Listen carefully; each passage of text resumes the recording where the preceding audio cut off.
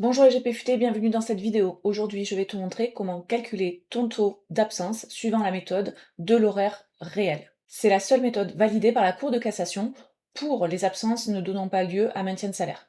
Personnellement, c'est celle qu'on utilise en cabinet, de toute façon, pour toutes les absences. N'hésite pas à t'abonner à ma chaîne YouTube et à consulter les autres ressources qui sont en description de cette vidéo. Allez, c'est parti pour le tuto. Alors, on a ici le cas d'un salarié mensualisé à 4 000 € brut, son salaire de base, et on a une absence d'une semaine.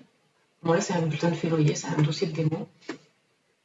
Donc, le salarié a été absent 35 heures, mais on voit qu'on a une différence sur le taux horaire, puisque ici, j'utilise, et donc j'ai paramétré dans ma fiche société sur Silae, la méthode du taux horaire réel. Si je ne l'avais pas fait, et que j'avais laissé en méthode moyenne, j'aurais eu ici le taux horaire mensualisé en fait. Sauf que le salarié n'a pas travaillé 151,67 h dans le mois. Pour avoir la bonne absence du mois concerné, on doit utiliser la méthode réelle. Donc pour ça, il faut connaître l'horaire de travail du salarié, bien sûr. Donc là, en l'occurrence, c'est un cas simple. Le salarié travaille 7 heures par jour, du lundi au vendredi. Donc il va falloir que je calcule sur la période concernée, ici on est au mois de février 2026, quel a été l'horaire total du mois, donc l'horaire travail total du mois, et cet horaire va me servir pour recalculer mon taux horaire.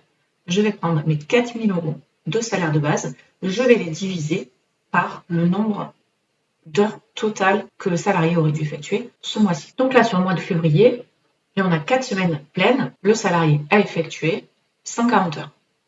Donc mon taux horaire réel, c'est 4000 divisé par 140. Donc là, ici, on voit que le taux horaire, justement, est supérieur au taux horaire du salaire de base. Pourquoi? Parce qu'il a effectué moins d'heures. Il n'a pas effectué 151,67 h. Il a effectué moins que 151,67 h. Donc on voit d'ailleurs qu'au niveau de la retenue, on lui retient un quart.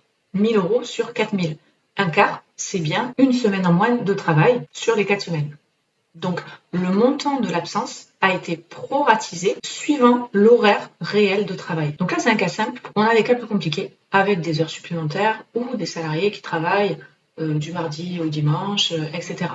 Nous, dans notre cabinet, on a mis en place un petit outil qui nous permet justement de calculer rapidement ou de vérifier rapidement ce taux horaire réel. Je vais vous le présenter. Donc ici, je vais me positionner sur le mois concerné, en l'occurrence février. On est sur 4 000 €. Notre calculateur nous dit que le salarié aurait dû effectuer 140 heures. Il a donc un taux horaire réel de 28,57 €. C'est le salaire normal, les 4 000 € divisé par les 140 heures.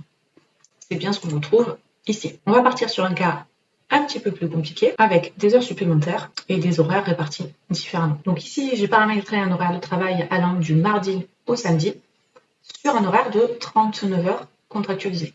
Donc, il y a des heures supplémentaires structurelles. Alors, on est encore sur un cas simple, puisque le salarié, ici, a été absent toute une semaine complète, donc 39 heures, et on lui enlève encore 1000 €, ce qui est normal, puisqu'il y a toujours 4 semaines complètes de travail. Donc ici, on va vérifier avec notre calculateur. Je vais noter ici bien qu'il y a des heures supplémentaires, que le salaire de base au taux normal est de 3500,09 et en heures supplémentaires, 499,91. Voilà, donc on a bien au total 156 heures de travail. On a un taux horaire réel de 25 € et un taux horaire réel majoré de 31,24 €.